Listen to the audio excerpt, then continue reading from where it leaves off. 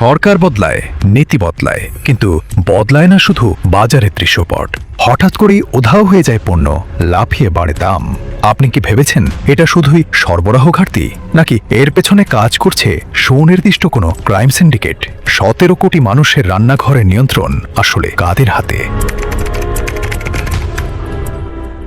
বাংলাদেশের নিত্যপণ্যের বাজার নিয়ন্ত্রণে সবচেয়ে বড় অস্ত্রটির নাম আর্টিফিশিয়াল শর্টেজ বা কৃত্রিম সংকট। আন্তর্জাতিক বাজারে দাম বাড়ার অজুহাতে এলসি খোলার নাম করে সময় ক্ষেপণ করা হয়, অথচ তথ্য বলছে ভিন্ন কথা। নির্দিষ্ট কয়েকটি বড় কর্পোরেট গ্রুপই পুরো আমদানির সিংহভাগ নিয়ন্ত্রণ করে। যখন অল্প কয়েকটি হাট হয়ে পুরো পণ্যের চালান চলে যায়, তখন অবাধ প্রতিযোগিতা বলতে আর কিছুই থাকে না। অর্থনীতি বিজ্ঞানের ভাষায় এটাকে বলা হয় কার্টেল বা একচেটিয়া সিন্ডিকেট। কিন্তু এরা কি একা? উত্তর না।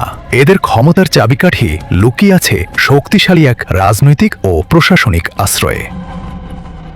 প্রথমত, আমদানির কোটা এবং এলসি সুবিধার বেশিরভাগই ঘুরিয়ে দেওয়া হয় এই গুটি কয়েক প্রতিষ্ঠানের অনুকূলে।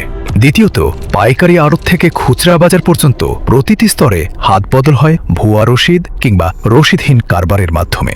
আর তৃতীয়ত, ভোক্তা অধিকার বা প্রতিযোগিতা কমিশন যখনই অভিযানে নামে, তখন আইনের ফাঁক গলে আর নামমাত্র জরিমানায় পার পেয়ে যায় মূল হোতারা।